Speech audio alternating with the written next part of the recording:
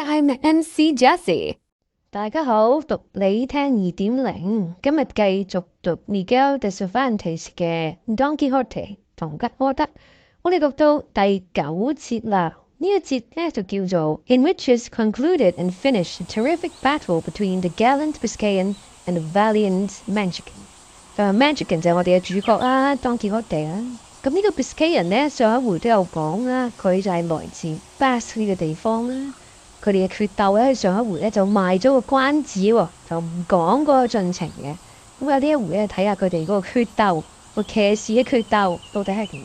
跟住我哋交俾 Costa 同大家讀嚟聽。In the first part of this history, we left the valiant Biscayan and the renowned Don Quixote with drawn swords uplifted, ready to deliver two such furious slashing blows that, if they had fallen full and fair, they would at least have split and clapped them asunder from top to toe and laid them open like a pomegranate.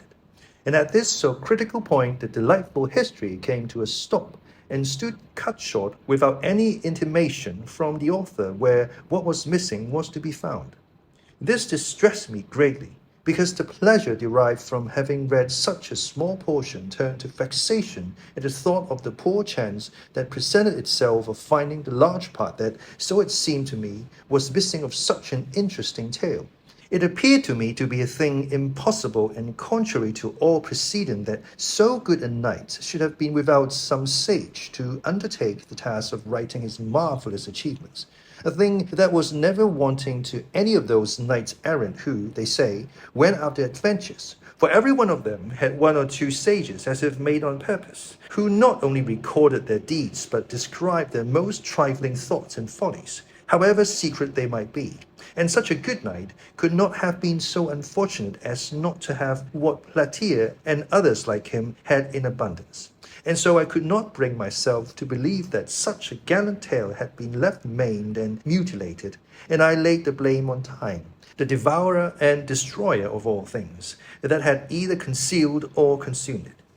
On the other hand, it struck me that, inasmuch as among his books there had been found such modern ones as The Enlightenment of Jealousy and The Nymphs and Shepherds of Hanares, his story must likewise be modern, and that though it might not be written, it might exist in the memory of the people of his village and of those in the neighborhood. This reflection kept me perplexed and longing to know really and truly the whole life and wondrous deeds of our famous Spaniard, Don Quixote La Mancha.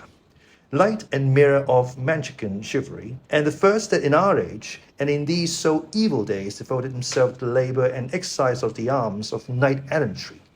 righting wrongs, succouring widows, and protecting damsels of that sort that used to ride about, whip in hand, on their palfreys, with all their virginity about them, from mountain to mountain and valley to valley, for, if it were not for some ruffian, or boor with a hood and hatchet, or monstrous giant, that forced them, that there was in days of yore damsels that at the end of 80 years, in all which time they had never slept a day under a roof, went to their graves as much maids as the mothers that bore them. I say then, that in these and other respects our gallant Don Quixote is worthy of everlasting and notable praise, nor should it be withheld even from me for the labor and pains spent in searching for the conclusion of this delightful history, though I know well that if heaven, chance, and good fortune had not helped me, the world would have remained deprived of an entertainment and pleasure that for a couple of hours or so may well occupy him who shall read it attentively.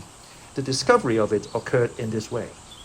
One day, as I was in the Alanca of Toledo, a boy came up to sell some pamphlets and old papers to a silk mercer, and as I am fond of reading even the very scraps of paper in the streets, led by this natural bent of mine, I took up one of the pamphlets the boy had for sale, and saw it was in characters which I recognized as Arabic. And as I was unable to read them, though I could recognize them, I looked about to see if there were any Spanish-speaking Morisco at hand to read them for me, nor was there any great difficulty in finding such an interpreter, for even had I sought one for an older and better language, I should have found him. In short, chance provided me with one, who when I told him what I wanted and put the book into his hands, opened it in the middle and after reading a little in it began to laugh. I asked him what he was laughing at, and he replied that it was at something the book had written in the margin by way of a note. I bade him tell it to me, and he still laughing said, "In the margin, as I told you, this is written.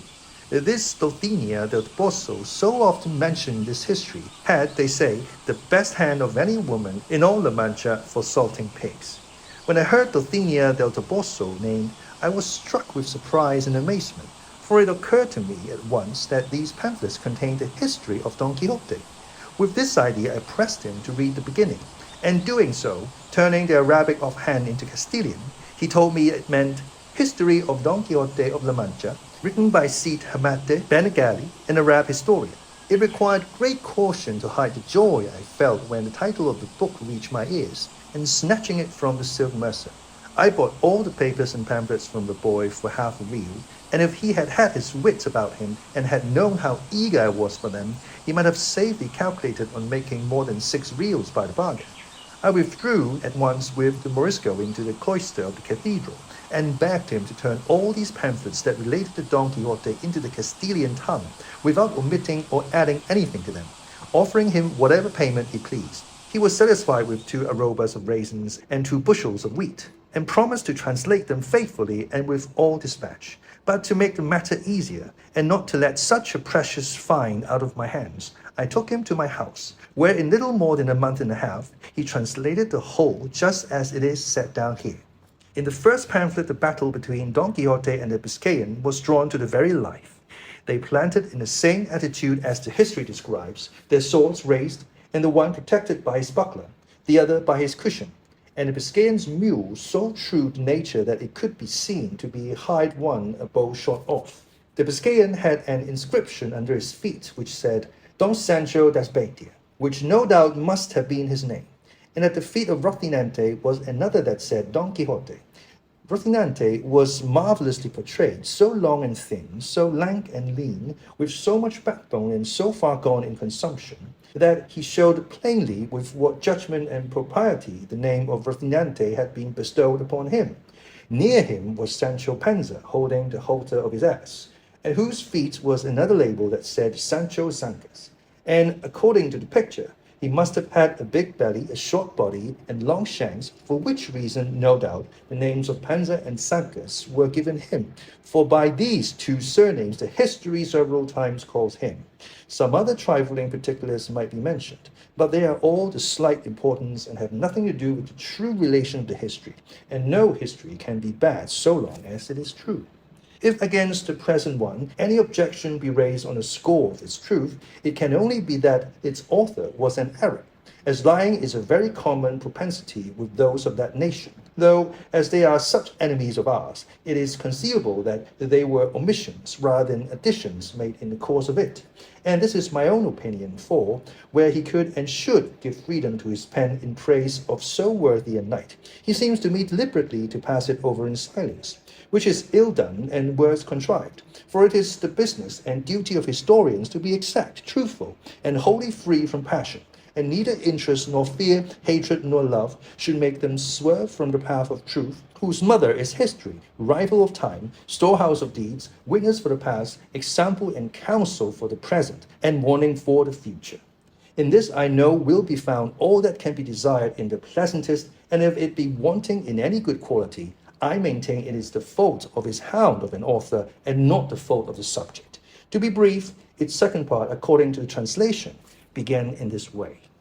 With trenchant swords upraised and poised on high, it seemed as though the 2 valiant and wrathful combatants stood threatening heaven and earth and hell with such resolution and determination did they bear themselves. The fiery Biscayan was the first to strike a blow, which was delivered with such force and fury that, had not the sword turned in its course, that single stroke would have sufficed to put an end to the bitter struggle and to all the adventures of our knight.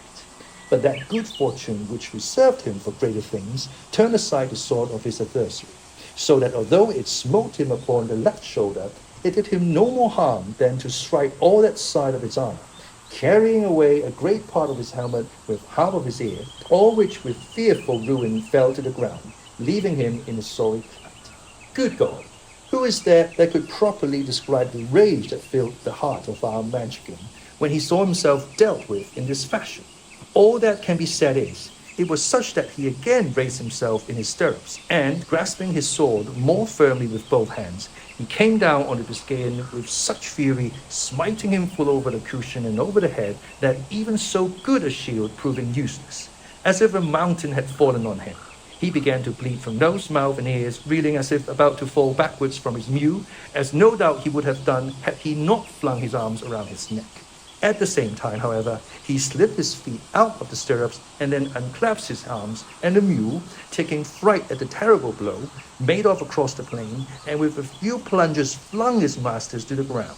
Don Quixote stood looking on very calmly, and when he saw him fall, leaped from his horse, and with great briskness ran to him, and presenting the point of his sword to his eyes, bade him surrender, or he would cut his head off. The Biscayan was so bewildered that he was unable to answer a word, and it would have gone hard with him. So blind was Don Quixote, had not the ladies in the coach, who had hitherto been watching the combat in great terror, hastened to where he stood and implored him with earnest entreaties to grant them the great grace and favour of sparing their squire's life. To which Don Quixote replied with much gravity and dignity, "In truth, fair ladies, I am well content to do what ye ask of me, but it must be on one condition and understanding, which is that this knight promise me to go to the village of El Toboso, and on my behalf present himself before the peerless lady Dulcinea, that she deal with him as shall be most pleasing to her." The terrified and disconsolate ladies, without discussing Don Quixote's demand or asking who Dulcinea might be, promised that their squire should do all that had been commanded. Then, on the faith of that promise, said Don Quixote, "I shall do him no further harm, though he well deserves it of me." 唔該晒 Costa， 呢一節就讀完啦。呢一場決鬥咧就結束咗啦喎，就係一個咁嘅峰迴路轉啦嚇。Don Quixote就首先就膊頭受到攻擊啦，中槍啦，可以咁講啦。咁但係之後咧，對方咧就隻馬就失蹄喎，咁啊成個咧就落咗馬，咁就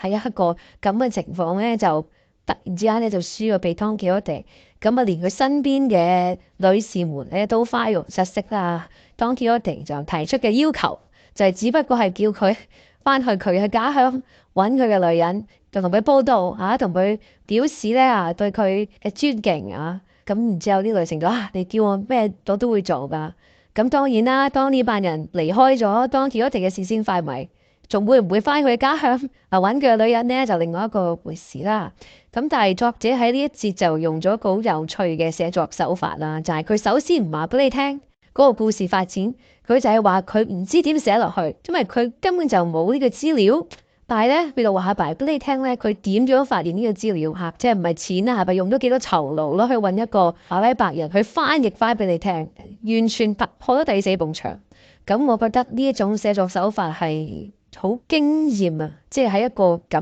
耐幾百年前嘅作者，佢可以經常突破第四埲牆，一個咁生動嘅寫法，完全唔害怕會令到讀者睇得唔順啊，又或者完全唔會離題啊，唔會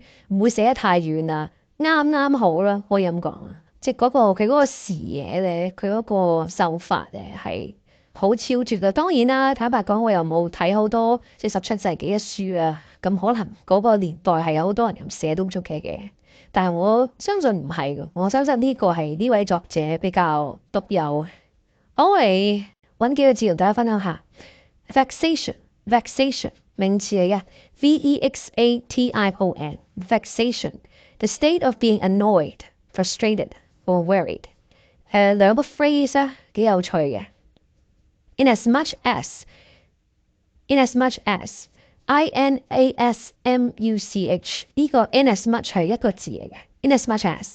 意思係 to the extent that, in so far as, considering that, since。Inasmuch as 做一個連接詞啦，一個可以用嚟做連接詞嘅字。仲有就係 of yore 都係一個 phrase 嚟嘅。of yore of long ago or former times of yore。即係你可以講乜 of yore， 即係話好耐之前嘅嘢啦。War of yore 好耐之前嘅戰鬥啦。Battle of yore 好耐之前嘅鬥爭啊。好，呢一節我哋講到呢一度，我哋下一節咧再同你讀你聽。拜拜。If you like this video, make sure to comment, like, share, and subscribe. Adios.